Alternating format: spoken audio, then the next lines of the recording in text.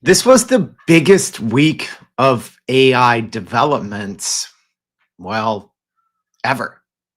I mean, we had conferences and groundbreaking announcements from Microsoft, Anthropic, and Google, and that might not even be the biggest news that happened this week. Yeah, let me repeat that.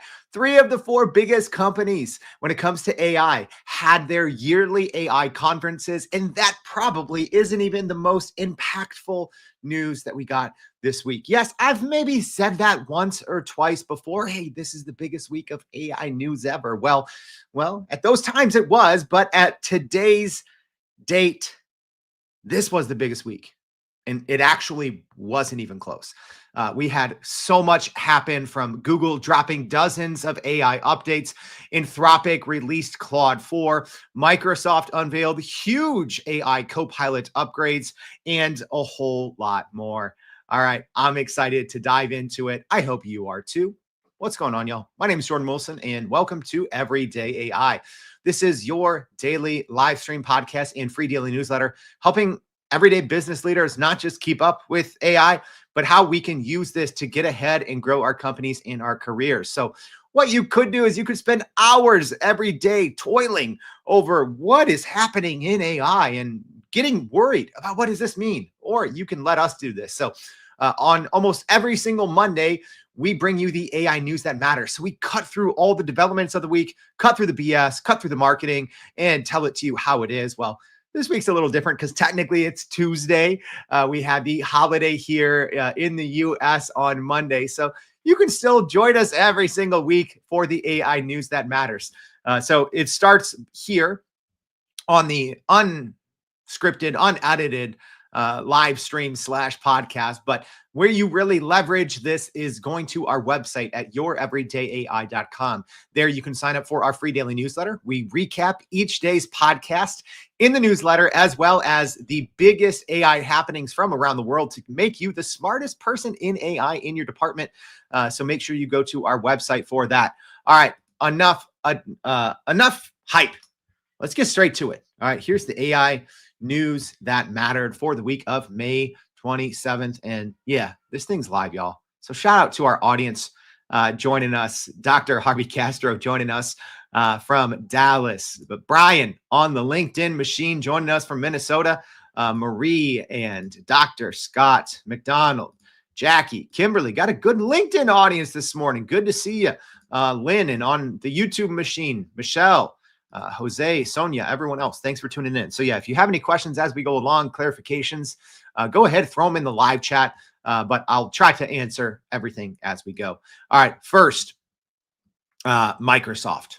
My gosh, their book of news was like 80 pages long in terms of what they announced at their Microsoft Build conference. So Microsoft unveiled dozens of major AI updates at their Build 2025 conference, specifically to its Copilot AI tools, signaling pretty important shifts in how AI supports everything from software development to enterprise customization, task automation, and even multi-agents collaboration. So we did cover this in more depth. So if you're interested, make sure to go check out episode 529. But let's go over at least what I thought were the more important updates, because yeah, there were dozens of them from Microsoft at their Build conference. So these are the ones that I think are most important for everyday business leaders such as you and me. So first, GitHub Copilot has now transformed from a simple coding assistant into an autonomous coding partner.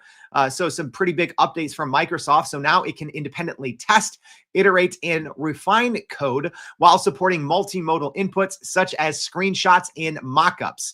That's pretty big update, just that alone, just the multimodal input from GitHub Copilot. And also, this is positioning Microsoft's kind of AI coding tool against some of the more enterprise ones, right? Which technically GitHub Copilot was kind of first, but I think for the last couple of months, people have looked at GitHub Copilot more as an assistant and not as an autonomous coder. And so some pretty big updates there from Microsoft that changes that. All right. Next big update, I think, was Copilot tuning. So, Copilot tuning is a new low code feature within Microsoft 365 Copilot, which allows enterprises with at least 5,000 Copilot licenses to customize AI models using their own internal data. So, this tuning enables companies to align AI responses with specific workflows, brand language, and industry needs without coding or data science expertise. So importantly, Microsoft does not use this customer data to train its foundational models. So this is actually like low-key pretty huge. It's also kind of a bummer, right? That at least right now, only those enterprises with at least 5,000 Copilot licenses can take advantage of this. But let me go ahead and tell you how big this is, because about 2-ish years ago, any company that wanted to essentially fine tune a state of the art large language model, it was going to be a multiple quarter process. And it was a minimum multiple 7-figure investment. So this would generally, 2.5 years ago, this was going to cost multiple millions of dollars. It was going to take multiple quarters, and you would have to have some of the world's best, AI and machine learning specialists on your team.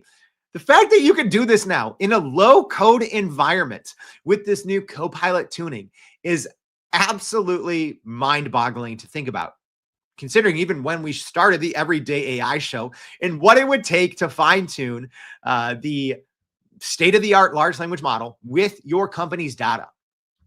And the fact that you can now just go do this. Wild.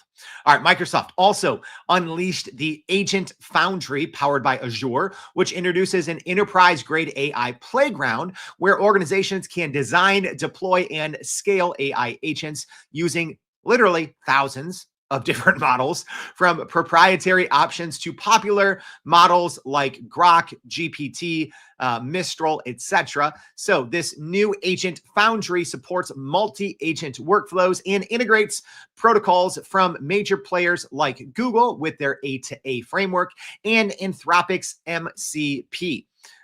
Which helps you facilitate better, stronger, and more secure cross-platform AI collaboration. All right. Speaking of multi-agent, that would be the next big update from Microsoft and their Build conference, announcing multi-agent orchestration inside Copilot Studio.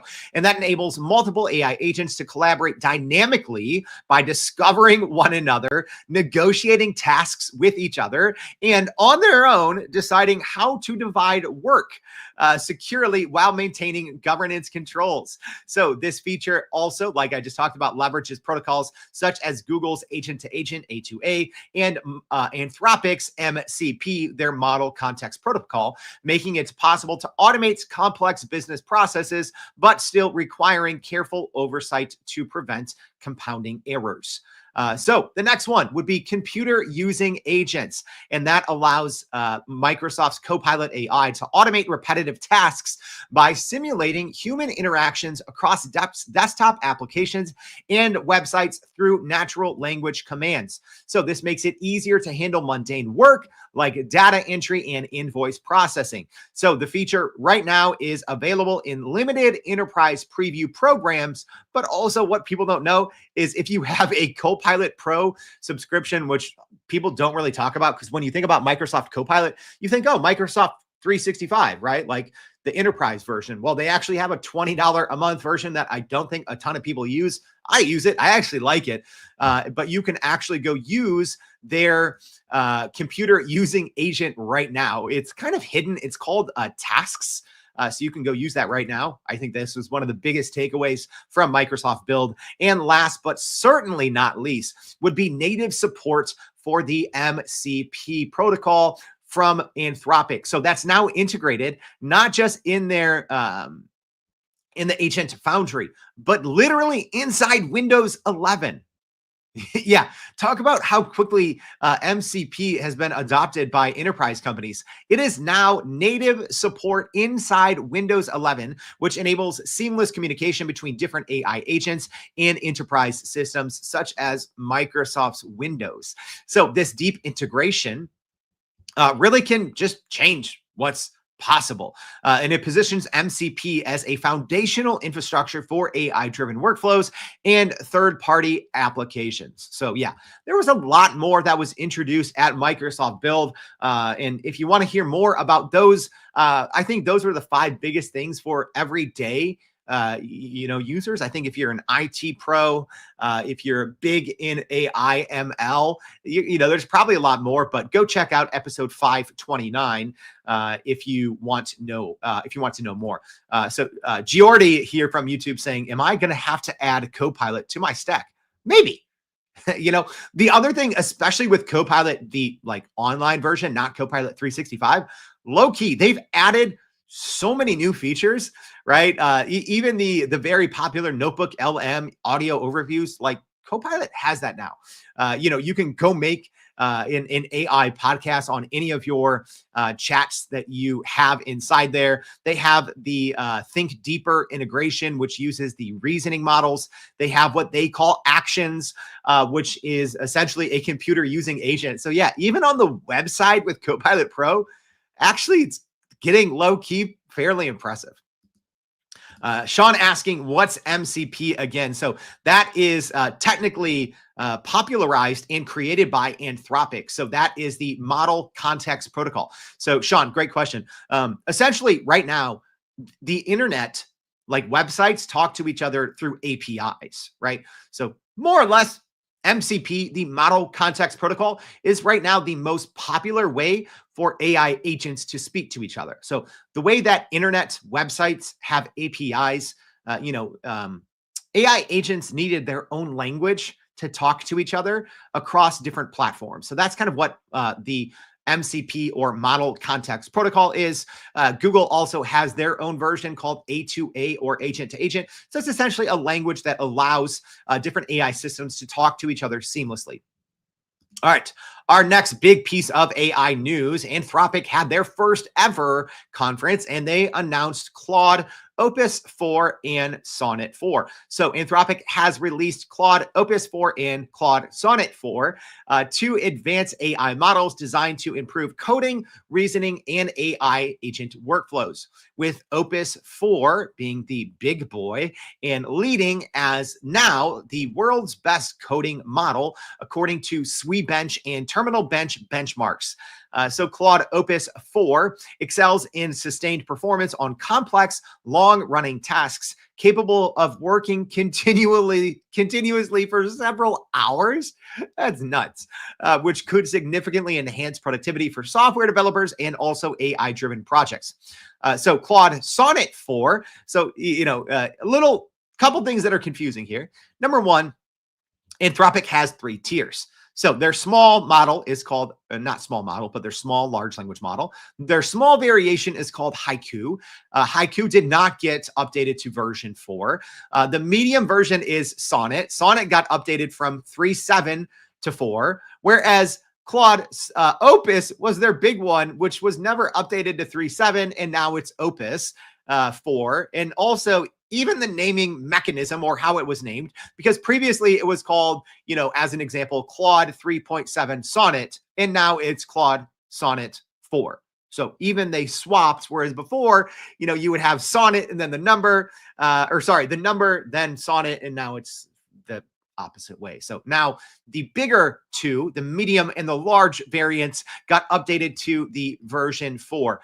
And actually, Claude Sonnet 4 is actually outperforming the big boy Opus in a lot of categories, but a lot of people are going to be using Claude Sonnet 4 because of the cost. So many people, I think a larger chunk of Anthropic's customer base, probably, companies don't announce this, but I would assume that they have more API users in terms of percentage of their revenue than companies like Google and like OpenAI. And right now, I think a lot more people are going to be using Claude Sonnet 4 because of the cost and the performance. It's just better than Claude Opus 4.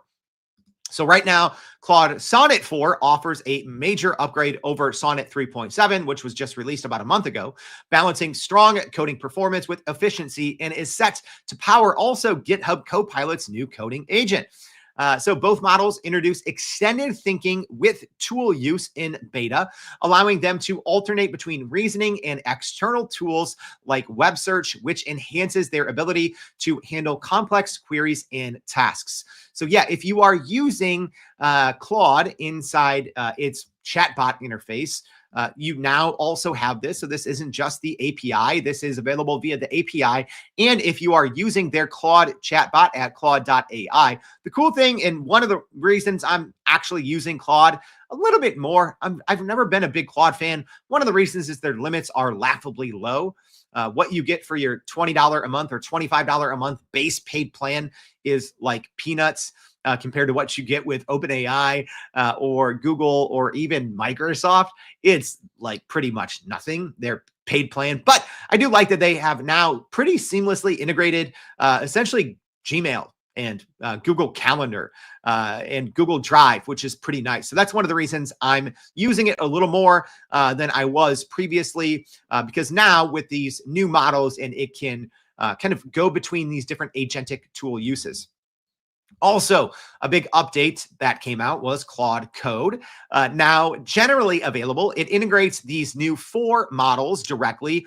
And also you can use it into popular IDEs like VS Code and JetBrains, allowing developers to see AI-generated code edits in line. Also, the Anthropic API obviously has been updated as well with new features, including a code execution tool, MCP connector, Files API, and prompt caching for up to 1 hour, offering developers flexibility in building AI-powered applications. So unfortunately, Anthropic, yeah, a lot of people were bummed about this, myself included. Anthropic did not change pricing, right? A lot of times, especially Google, has been setting the literal AI world on fire by coming out with these new models, 2.5 Pro, 2.5 Flash that are incredibly powerful, but also when they're doing this, they're making it cheaper to use on the API end. Anthropic did not. So they're still crazy expensive to use on the API side. So with Opus 4 costing 15 and 75 per million tokens input and output, and Sonnet 4 at $3 and $15 for input and output. So Anthropic has focused on reducing shortcut behaviors in the model by 65% compared to Sonnet 3.7, improving reliability and safety in agentic tasks. So both models, like I said, support hybrid operation models, which decides if it's going to give you essentially a near instant response for quick tasks, or if it is going to extend its thinking to give you a more deeper and more complex answer. Let me know, live stream audience, what do you think of the new Claude 4 drop? Have you used it? Should we do a show specifically on Claude 4? I mean, last week we had dedicated shows for Google's announcements. We had dedicated shows for Microsoft's announcements. So I don't know. Do you guys want to see a dedicated show, an overview of Claude 4? Let me know in the comments. Just say Claude 4, or maybe we should do one just on MCP on the on Anthropic's model context protocol. 2 different things, right? But if you want those, you can say Claude 4 in the comments or MCP. I'll think about maybe doing a show. I probably should do a show on MCP, considering I know that there's probably decent demand even from non-technical people because the protocol is actually very easy to use and you can use it as an example on Claude desktop. You don't even have to be a developer using it via the API. So I think we'll probably do a show at some point on MCP, especially given that Microsoft and Google and OpenAI all support the protocol. But yeah, if we should do something on Claude 4, let me know. Jackie says Claude still not enough to become a power user. Yeah, I don't know. Sandra says, yes, please do a show on Claude 4. Renee, great observation. Renee says it has a pretty limited window. Yeah, I was joking around. Well, not really joking. It took me 4 minutes. I'm not even joking. It took me 4 minutes. I'm on a paid Claude plan. It took me 4 minutes to hit my my message allotment. Come on, Anthropic.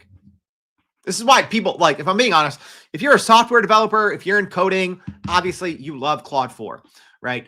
Anyone in software development, if you are in a software engineer, if you're huge into coding, I think you understand the benefit here of Claude 4. But for everyone else, if you're using Claude as a chatbot, I mean, I don't think any serious any serious user takes Claude seriously. It's laughable, if I'm being honest, right? Douglas, hey, good use case, Douglas. Douglas is saying, I'm looking at Claude to help me build and innate workflows. It's great for programming, about 80 to 85%, some basic prompts. Yeah. I might also have to do an 8 and 8 show. And I also don't know if that's how you say it, but kind of like a version, an open source version of Zapier. All right. Let's go on to our next piece of AI news, because there's a lot. Speaking of that new model, pretty hot water. Pretty hot water. Anthropic is already in, as Anthropic is facing some backlash over Claude 4's ratting behavior. Yeah.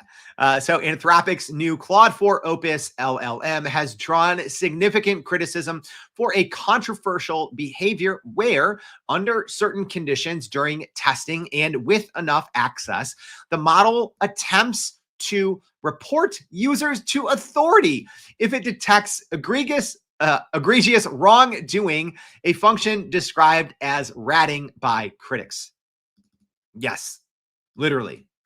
So this behavior is not a new feature that you can go in and trigger by using Claude.ai, but is a byproduct of Anthropic's safety training to prevent misuse. However, Claude 4 Opus reportedly engages in it more readily, including actions like contacting the press, messaging regulators, or locking users out of systems if prompted with commands like take initiative.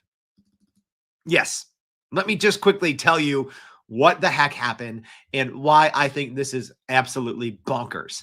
So Sam Bowman, an Anthropic AI alignment researcher, posted something to social media, posted this exact thing detailing this behavior on Twitter, and then deleted it.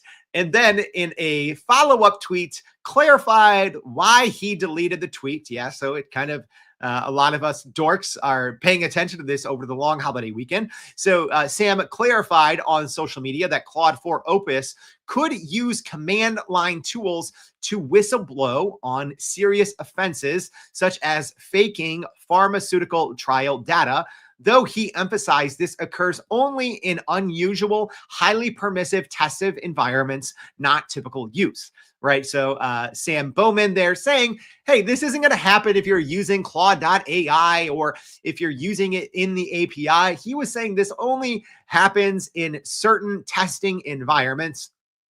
However, this is extremely troubling that a model would decide on its own, without telling you, to use backdoor channels and to contact the press, to contact regulators, and to shut you out of your own system if it determines on its own accord that you are doing something it finds egregious, right? It's essentially going to rat you out.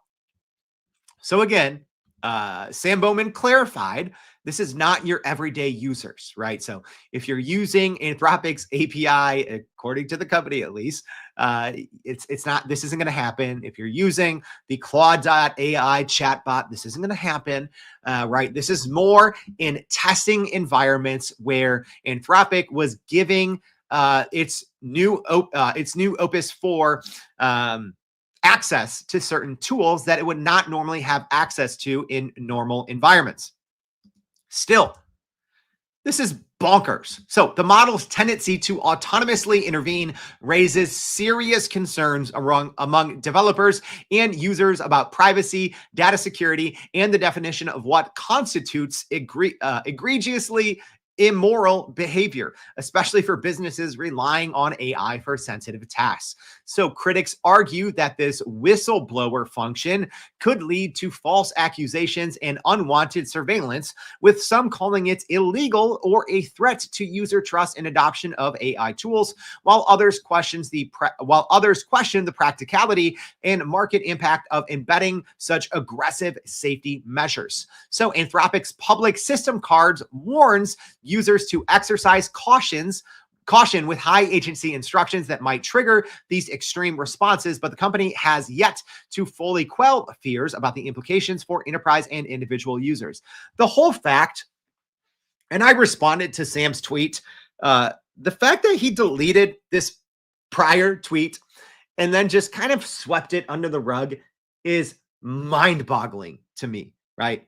This is like PR/crisis communication number one. I don't care if it's individuals putting something out, if it's a company putting something out, you have to be prepared for whatever backlash may ensue, right?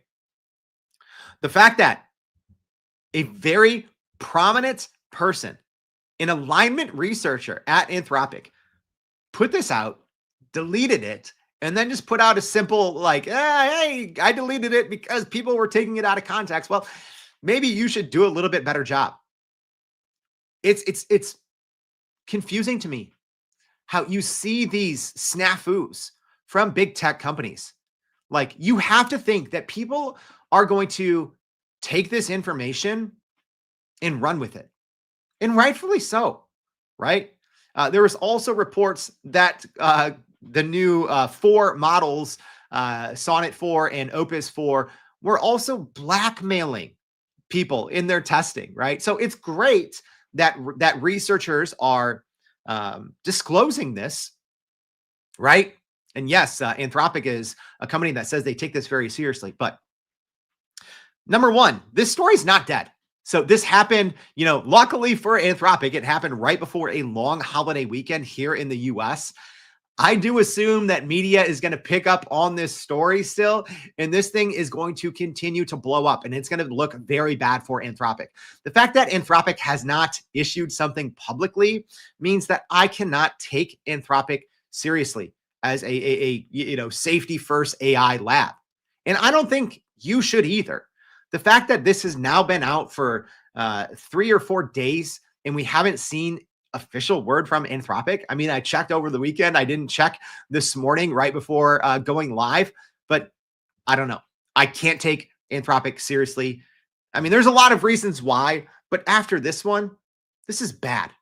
If you know your model is showing these emergent behaviors where it's blackmailing, it's calling, it's contacting authorities with these backdoor tools. Number one, yes, that's a serious problem. So good on Anthropic for talking about it and releasing that information and telling users, yes, you have to be aware. But the fact that a head person at Anthropic tweeted something, saw that there was backlash, deleted it, tried to kind of sweep it under the rug and put up a clarifying tweet without saying, here's what I deleted and why. It's crisis communication number one. How can these large companies have billions of dollars in funding, but they don't know simple PR? They don't know simple crisis communication. This is going to blow up in Anthropic's face. And to tell you the truth, they kind of deserve it because this was boneheaded. Next. It's Tuesday. I know this is the news. It's Tuesday. You got an accidental hot take in there. All right. Our next piece of AI news. OpenAI has upgraded their operator AI agent by embedding the new O3 reasoning model, replacing the earlier GPT-4o model that was running their agentic computer use tool. So the O3 model enhances operators' ability to fill out forms, complete purchases, and navigate obstacles like login prompts, pop-ups, and CAPTCHA challenges more effectively than before. So this upgrade is designed to improve step-by-step reasoning and focus, which helps the AI follow through on long and complicated tasks with greater reliability. So Operator remains, though, unfortunately, exclusive to ChatGPT Pro subscribers. So yeah, you got to pay the $200 a month to have access to Operator. Although OpenAI did say when they announced Operator that it would eventually roll out in limited fashion to people on ChatGPT Plus, the $20 a month plan, but we haven't seen that yet. But this is a big deal. So if I'm being honest, I was super excited about Operator. I did a show on Operator. I thought it was pretty good, but it wasn't great. All right. And obviously, the last week of AI updates have been bonkers. So I've been a little bit busy. But I did use Operator a little bit over the weekend with the new O3 model, and I was running it side by side against Google's new version, which I'm going to talk about here in a second with their Project Mariner computer using agent. And I was like, wait, this new O3 version of Operator is actually really good, right? And just doing some simple head-to-head tasks, I assumed that Google's variant, their Project Mariner, would be much better, at least with open-ended commands. I like that Project Mariner has the teach and test option for their computer using agent, where you can kind of teach it something and it will repeat it. But pretty big news that was kind of under the radar from OpenAI.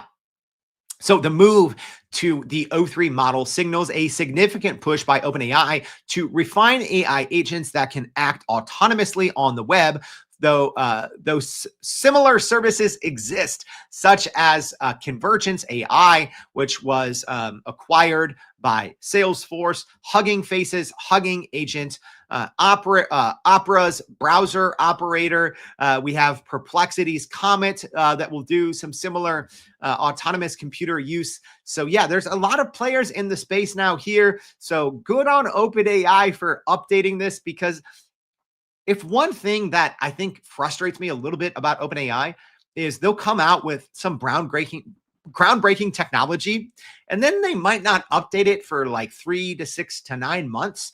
Like, as an example, GPTs have not really been updated very much at all in the past year, really, right? There are rumors that GPTs will get access to use the O3 model, which would be great. But for the most part, sometimes OpenAI just releases a new feature and it's more just super small under the hood updates to it. So this one is actually big, right? Because you are going from a transformer non-reasoning model in GPT-4o that is powering a computer using agent to now a reasoning model in O3 Pro. So pretty big update. And I probably will be doing some future shows here on both Project Mariner from Google, which is only available, unfortunately, on their Ultra plan. So I might be doing kind of like a head-to-head on Mariner and Operator. I might do dedicated shows for Mariner and Operator, because I think specifically now that these are being run by reasoning models, they're really, really good, much better than specifically for OpenAI, much better than it was a couple of weeks ago. So let me know what you guys think. Should we also do a Project Mariner or Operator update? All right, our next piece of AI news. And this, y'all, even with everything, we haven't even gotten to Google yet, even with everything from Microsoft's Build conference, even everything, the Claude 4 Opus, Claude 4 Sonnet from Anthropic, everything Google announced, the biggest news of the week might be this. The new partnership, which was not a secret, but it's finally official. The new partnership, or the acquisition, that OpenAI has acquired John Ives' AI hardware startup called I.O. for $6.5 billion. Yeah. We've seen reporting now for like 9 months that OpenAI CEO Sam Altman and famed Apple designer Johnny Ive were working on a project together, an AI hardware startup we didn't know any details. We know a couple more details now, but the big detail is, well, it's not a separate company. OpenAI has actually required this hardware startup called IO. So funny enough, right? I don't know if that was some intentional trolling, maybe not, that OpenAI kind of announced this right in the middle of Google's IO conference, that they've acquired Johnny Ive's AI hardware startup IO for $6.5 billion. So CEO Sam Altman of OpenAI projects that this acquisition could increase OpenAI's valuation by 1 trillion with a T. $1 trillion, and envisions a family of devices emerging from this partnership. So we don't know a lot on what this device is. They even released a like 9-minute, partnership video that did absolutely nothing, right? It announced nothing. It was essentially the two of them, chatting about their relationship and, AI hardware. But the first device, according to reports, is expected to launch by late 2026, and it will be a pocket-sized, fully context-aware, and notably screen-free AI hardware device, positioning itself as a quote-unquote third core device to complement, as an example, something like a MacBook Pro and an iPhone. So according to reports, kind of the vision of this is when people are out and about, whether you're going to work, working from home, etc., that you usually will now have 3 devices on you, essentially a computer or a laptop, a phone, and now this device, whatever this device is going to be. So there are some cool, slick renderings and mock-ups that people made, right? That it looked like this was kind of a potentially a circular device that you kind of slide in your pocket. It's probably going to have a couple of cameras. It's probably going to have, obviously, some good microphones. But the thing that I was taking away from this initial reporting was this concept of being context aware. And if you're wondering, like, what the heck does that mean? Well, I think what's happening here is SSO, right? So what does that mean? So SSO, if you're familiar, if you ever sign into a service using, as an example, your Google credentials, your Facebook credentials. So SSO is single sign-on, right? So what you've started to see a little bit over the last few months is OpenAI has started to release a single sign-on option.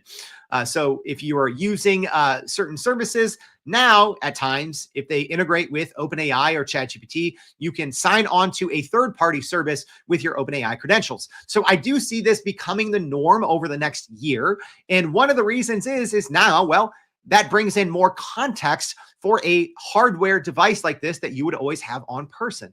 Because is it helpful for a device like that you might wear in your pocket to have access to your ChatGPT account? Sure.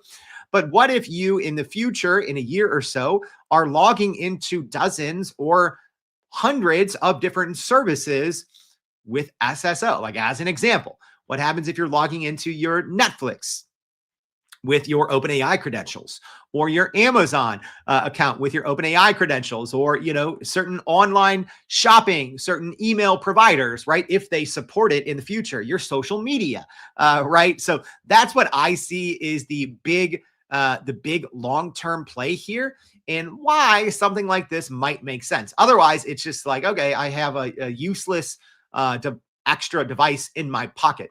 And I'm someone, I love being screen-free. So this is something I would absolutely love. If you know me personally, I suck at text messages. I suck at emails. Like, I'm in front of a screen so much, but one thing I love doing is I love interacting with AI just through my voice, right? So I don't have to be staring at a screen. I can just be talking to an AI. So presumably, right, this screen-free device would probably have a camera, would probably have some microphones, and you could probably talk to it. But the bigger news here is OpenAI plans to ship this device faster than any company has ever shipped a piece of hardware, with reportedly they're eyeing 100 million devices that they'd like to ship out, and this is a family. So the device, according to reports, will not be eyewear. All right. So as you know, Google and Meta are going hard in the paint on, AI connected eyewear in glasses. So that's not it. And this is because Altman and Ive have ruled out glasses and also body worn gadgets, with Johnny Ive criticizing similar concepts like the humane AI pin, right? So something they're saying it's not something, oh, you're going to pin this on or, wear it as a pendant around your neck. So it's more just something you're going to stick in your pocket, stick in your backpack, and it's just going to go with you. But it's probably going to hear everything and have the context of your daily life. This development has been kept under tight wraps to prevent competitors from copying the design before its official launch. So Johnny Ive described the collaboration with Altman as quote unquote profound and has likened the project to a new design movement, drawing on his experience working closely with Steve Jobs during his time at Apple. So what do you guys think? What do you guys think? Is this something, would you buy a third-party OpenAI device that didn't have a screen? It's not a wearable, right? Like, are you actually going to lug around a third device, right? Because me, especially, anywhere I go, even if I'm going to my mother-in-law's house for the afternoon, I'm taking my laptop and my phone, always, right? Am I going to take along a third device? Maybe. Right. And sometimes I bring along my Meta Ray-Bans as well. Am I going to lug around a third device everywhere? Maybe. Dr. Scott saying it's going to be called the Pocket Agent. Love Fred's comment here, saying, will they call it a Palm Pilot? So that's a good one. That's a good one. Maria's asking, is it me or is the $6 billion a real buzz dollar amount with AI companies acquiring other companies, borrowing $6 billion from other investors? Yeah, that's a huge amount, right? A $6 billion acquisition for a company that no one really knew existed. They don't have a product or service yet, but it is one of the most famous hardware designers in the history of humanity. So, a lot of people have been criticizing and being like, yo, this was overpriced. I don't think so. I don't think so. All right. Let's get to our last couple pieces of AI news in the biggest week in AI, literally ever. So Google also had the conference, saving the biggest announcements for last. Although I do think that I/O hardware will ultimately be the most consequential, but the I/O event from Google was a straight up banger. Google literally released more than 100. And they had a blog post that went over all 100 updates. I'll make sure to link that in today's newsletter. So make sure you go sign up for that at youreverydayai.com. So Google's I/O 2025 event revealed some key AI updates that are poised to reshape business workflows, customer engagement, and AI accessibility. So we actually covered this in because there were so many big AI updates from Google I/O. We covered it in 2 different episodes last week. So part 1 and part 2. Part 1 was episode 530. Part 2 was episode 531. And we essentially picked out 15 of the biggest 100 announcements and went over those in pretty great detail, I would say. But let me just go over a couple of the biggest ones from the Google I/O conference. So the upgraded AI mode in Google Search now offers advanced AI generated answers with enhanced graphics and interactive shopping tools, such as virtual try-ons, which is awesome, using personal photos. So this feature aims to provide users a more engaging, personalized search experience directly within the Google ecosystem. Then you have updates to Gemini Live, which is actually now powered by Project Astra. And this delivers a real-time AI assistant capable of visually understanding surroundings through device cameras. So I played a 2-minute video of this, and this is, the example that it could identify parts in a bike shop, access and analyze emails for relevant information, and autonomously contact suppliers. So I played Google's demo that did exactly that. All right. Also, there were, some small updates to their flagship Gemini 2.5 models, including the new Flash variant of Gemini 2.5, which instantly rose to become the world's second most powerful large language model, only behind Gemini 2.5 Pro. And I talked about this a little bit last week. So Gemini 2.5 Flash is essentially the small version of Gemini 2.5 Pro. And on LM Arena, which users blindly vote for the best outputs, right? You put in any prompt input, you get 2 results. You vote for the better result. Across dozens of flagship models. The fact that Gemini 2.5 Flash, which is a mini version of a model, is the second most powerful model in the world is nuts. Because I think the highest a mini model has ever been is like number 8 or something like that. So that is pretty telling just how good these Gemini 2.5 models are. There's also the new Think Deep feature inside Gemini 2.5 Pro, which has not been rolled out yet. And unfortunately, some of these features are only going to be available initially, it's Deep Think, not Think Deep. All these companies are, I get confused because Microsoft has Think Deeper.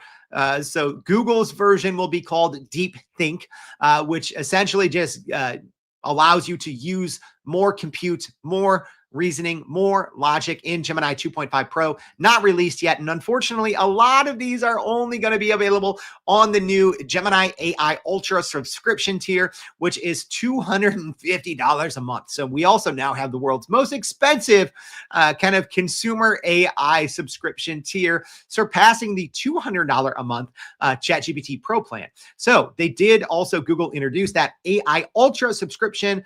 For 3 months, you can get it at half price for $125, but then it will go up to $250 a month. And that gives you access to the full range of Google's most advanced AI tools, including, which I'm going to talk about here in a second, Flow, VO3 video generation, and that Gemini 2.5 Pro with Deep Think mode, and Project Mariner, which is their computer using agent, and also Gemini inside Chrome.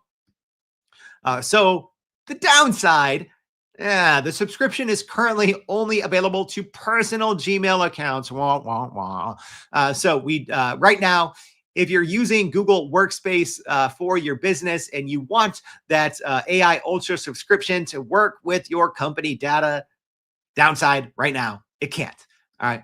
I'm bugging my friends at Google to get more answers and to be like, okay, when is this actually going to be available for workspace accounts? Because right now it's not. So even for me, yes, I subscribe to this literally instantly, but I'm having to use my personal Gmail, which stinks. So now I'm having to go through the process to forward all my email from my work accounts over to my personal Gmail. I'm going to have to copy all of my Google Drive contents over, which is a huge pain in the butt, right? So I'm sure there's reasons why Google isn't rolling this out to Google Workspace users, but it stinks. Also, Project Mariner is Google's new autonomous AI agent designed to complete online tasks independently.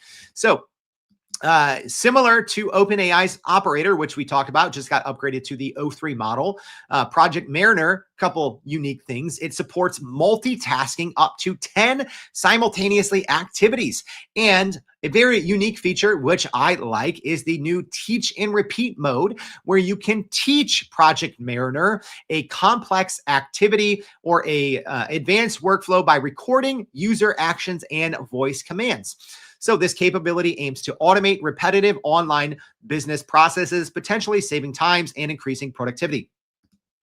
And then last but not least, and this has been taking the internet by storm, Google's new visual tools are bonkers. They are crazy, crazy good. And this is also extremely concerning. And I'm going to be doing a show on this very soon. All right. So Google DeepMind's latest AI video generator, they just released it called VO3, and it produces videos so realistic that many viewers online cannot distinguish them from human-made films, highlighting growing concerns about the authenticity of digital content. So unlike other AI video tools, VO3 can generate videos with dialogue. That's the craziest thing.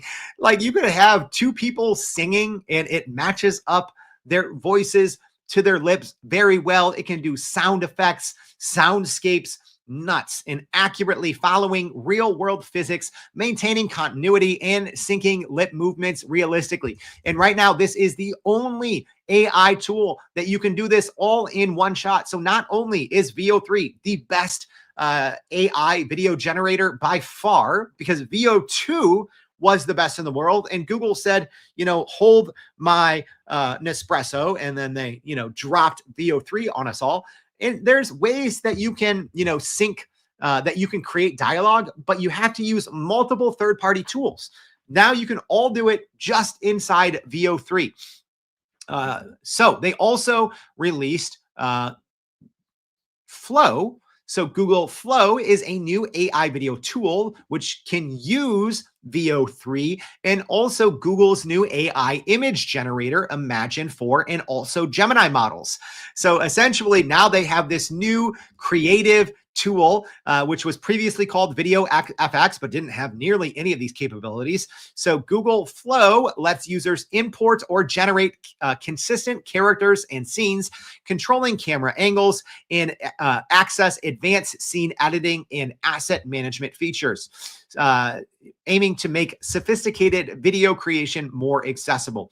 So I tried this out a little bit. It's a little wonky right now, but I do expect Google to ship a lot of updates both to VO3, Imagine 4, and this new Flow tool. So the tool will debut in the US for Google AI Pro and Ultra plan users, with Pro users getting 100 generations per month and Ultra users receiving even higher limits. So a little more about VO3, because this is what's setting the internet ablaze. It creates highly detailed human figures, including accurate features such as, hey, 5 fingers, 2 arms, 2 legs, right? Will Smith can actually eat spaghetti and you can hear it and it looks real. So it's really conquering some of those more challenging tasks that AI video generators have usually struggled with. Videos generated by VO3 show a few common AI artifacts or errors, but you really have to be a dork and follow the space to see those, right? Whereas 6 months ago or a year ago, there were very easy to see telltale signs that that video was AI generated. Number one, it didn't look good, right? It looked sometimes cartoonish or, just not understanding physics. It's not like that anymore, y'all. And this is both amazing for business utility and also absolutely terrifying for society, because already you're seeing online, right? There's already been some stories. People have launched, kind of like, fundraisers with real videos, but based on fake scenarios, and everyone's falling for it, right? So this is both so exciting for what enterprises, small business, startups can use this for, right? But also terrifying, because it is so good. I think 90% of the population today, unless you tell them, hey, we're going to show you some AI videos and some real videos, right? But if you just sit down and show people some good generations from VO3, 90% of the population is going to have no clue. So it's terrifying. It's exciting, but that's the world of AI. All right. I hope this was helpful. Very quick recap of the biggest week in AI ever. So first, Microsoft unveiled some huge advancements to Copilot at Microsoft Build 2025. Next, Anthropic launched Claude Opus 4 and Sonnet 4, setting some new benchmarks in AI coding and reasoning. Next, Anthropic is facing a ton of backlash over Claude 4 Opus ratting users out or potentially ratting users out and its blackmailing behavior. OpenAI has upgraded its operator AI agent to the smarter O3 model, so it's no longer using the GPT-4o model. We finally got the official announcement about OpenAI acquiring Johnny Ive's new AI hardware startup IO, and OpenAI is expecting $1 trillion of valuation to be added, and them announcing a family of devices from this partnership. And then we had Google going absolutely BANANAS at the Google I/O conferences, unleashing literally more than 100 AI updates, and we're going to share them all in the newsletter today. I hope this was helpful. This was a longer one, but like I said, the biggest week in AI ever. All right, so make sure if you haven't already, please go to youreverydayai.com, sign up for the free daily newsletter. If this was helpful, yeah, we spent a lot of time making sure you are up to date. I want you to be the smartest person in AI, in your department, in your company, on social media. I want you to be the smartest and most up to date. Don't be greedy, though. Share the love, right? If you're listening on LinkedIn, takes you 30 seconds. Just click that repost button. If you're listening on Twitter, I'd really appreciate that. Share this with a friend, share this with a colleague, share this with a neighbor, share this with a friend's colleague's neighbor, share this with your babysitter, share this with your whoever, because we all need to learn and understand generative AI, right? It's no longer an option like it maybe was 2 years ago. We all have to use this technology to succeed and thrive in 2025 and beyond. Thank you for tuning in. I hope to see you back tomorrow and every day for more Everyday AI. Thanks, y'all.